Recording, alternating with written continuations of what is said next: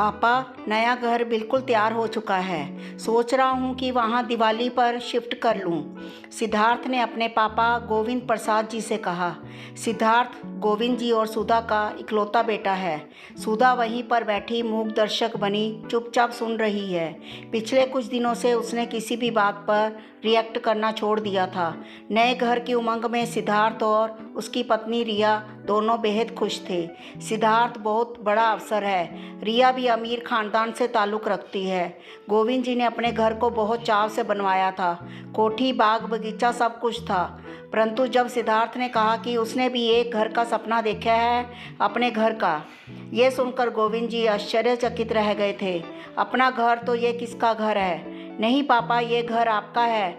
मैं अपने घर को अपनी मेहनत से बनाना चाहता हूँ। फिर उसने उनसे कुछ पूछने की ज़रूरत नहीं समझी थी। सब कुछ रिया और उसकी मर्ज़ी से होने लगा था। बीच बीच में सिद्धार्थ उनसे सलाह ले लिया करता था। जबरन उन्हें 2-3 बार साइट पर भी ले गया था। माँ को तो ना कुछ पूछा ना दिखाने की ज़रूरत महसूस की थी। सुधा के अंदर तो जैसे सब कुछ टूट गया था। जिस बेटे को उसने जान से भी ज़्यादा प्यार किया था, उसने एक तरह से उसका तिरस्कार कर दिया था। तिरस्कार बोलकर ही नहीं, चुप रहकर भी किया जा सकता है। सुधा महसूस कर सकती थी, रिया ने बहू के रूप में कभी उन्हें कोई तकलीफ़ नहीं दी थी। अमीर घर की बेटी होने के बावजूद उसका व्यवहार बेहद संस्कारी और संयमित था। 5 साल का गोलू और रिया घर की रौनक थे। सुधा ने कभी भी रिया के साथ बुरा बर्ताव नहीं किया था। गोलू में तो सुधा की जान बसती थी, पर सुधा बेटे के व्यवहार से बहुत आहत हो गई थी। कभी कभी गोविंद जी से अकेले में बात करते हुए पूछती कि ये मुझे मेरे किन पापों का फल मिला। एक ही बेटा, वह भी घर छोड़कर चला जाएगा। गोलू और रिया, यह कहकर उसके आंसू निकल आते थे। मैंने तो अपने सास ससुर की दिल से सेवा की, कभी उनका दिल नहीं दुखाया। अम्मा जी ने तो अंतिम समय मेरे सिर पर हाथ रखकर आशीर्वाद दिया था कि ईश्वर हमेशा तुझे खुशी देंगे। फिर पता नहीं हमारे परिवार को किसकी बद्दुआ लग गई। धीरे धीरे दुख मनाकर उसने अपने दिल को समझा लिया था। गोविंद जी उसे समझाते कि तुम्हारा जब मन करे वहाँ चली जाना। बेटे की तरक्की पर दुख नहीं मनाते, खुश होते हैं। रिया और सिद्धार्थ एक एक चीज़ें चुन चुन कर ला रहे थे। गोविंद जी को बेटे से दूर होने का दुख था, पर उन्होंने जाहिर नहीं किया। वो उसे महसूस कराते कि वो उसकी खुशी में खुश हैं। आज धनतेरस है, गृह प्रवेश की सारी तैयारियां हो चुकी थी। सिद्धार्थ और रिया नए घर की खुशी में बेहद उत्साहित थे। सिद्धार्थ सुबह सुबह नए कपड़े लेकर माँ पापा के रूम में आया। पापा के लिए खूबसूरत सिल्क का कुर्ता, बंद गले की जैकेट के साथ, और माँ के लिए बेहद सुंदर सिल्क की साड़ी, मम्मी के पसंदीदा हरे लाल रंग की। माँ, पापा जल्दी से तैयार हो जाइए, 11 बजे का मुहूर्त है। सुधा चुप थी, सोच रही थी कि बस तैयार हो जाओ और चलो।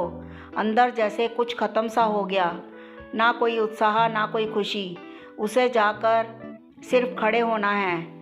गोलू आकर उसके गले से झूल गया। दादी माँ, आप मेरे साथ चलोगी ना? आंखों में आंसू भरकर उसने गोलू को छाती से चिपका लिया। सुधा गाड़ी में पूरे रास्ते भर चुप थी। जिस दिन भूमि पूजन हुआ था, उसके बाद आज वो घर देखने जा रही है। गाड़ी से उतरते ही सामने बेटे की कोठी को सिर उठाकर देखा तो दंग रह गई। बहुत खूबसूरत, आधुनिक तरीके से डिज़ाइन किया गया था। आओ माँ, बेटे ने माँ का हाथ पकड़ लिया। महीनों बाद उसने कुछ कहा। सुधा सोच रही थी कि आज नए घर की उमंग में अपनी माँ से अबोला ख़त्म कर रहा है। घर के मेन गेट पर नेम प्लेट देखकर सुधा स्तब्ध हो गई। सुधा गोविंद निवास। उसका दिल बहुत तेज से धड़क उठा। बेटा माँ के चेहरे के भाव पढ़ने की कोशिश कर रहा था। अंदर रिया खड़ी मुस्कुराई।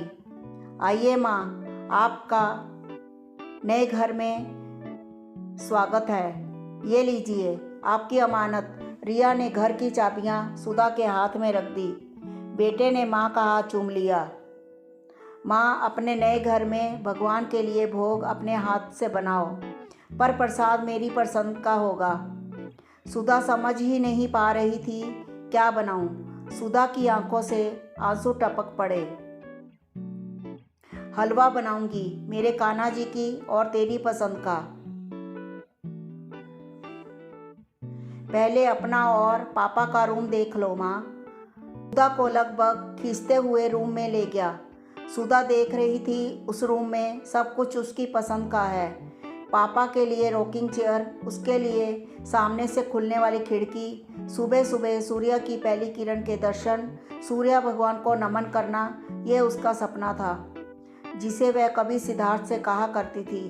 बाहर तुलसी जी का चौरा जैसा वो हमेशा चाहती थी। अरे ये तो उसका लगाया हुआ मनी प्लांट है, इसके लिए वह कितना परेशान हुई थी। माली ने उसे उखाड़कर गुलदाउदी लगा दिया था तो उसने माली को कितना डांटा था। तो मेरे बच्चे को सब कुछ याद था। उसका मन पुलकित हो उठा। कमरे की एक एक चीज को छूकर देख रही थी। माँ, आपने क्या सोचा था? आपका राजा बेटा आपके बिना खुश रहेगा? रिया मुस्कुराती हुई कह उठी। माँ, आपका बेटा तो मेरे गोलू से भी छोटा है। माँ, सिद्धार्थ ने सुधा को बाहों में समेट लिया। आपके संस्कार इतने कमज़ोर नहीं हैं। आपने क्या सोचा कि आपका बेटा आपको और पापा को यूं ही अकेला छोड़ देगा? नहीं माँ, वो घर मेरा है जो पापा ने मुझे दिया, और ये घर आप दोनों का है जो मैंने आपको दिया है। गोविंद जी आश्चर्यचकित थे। पर बेटा, परिवार तो 2 हिस्सों में बंट जाएगा ना? कैसे बटेगा पापा? ये घर मेरे ऑफिस के पास है, इसलिए वर्किंग डे पर यहाँ रहेंगे और वीकेंड पर वहाँ।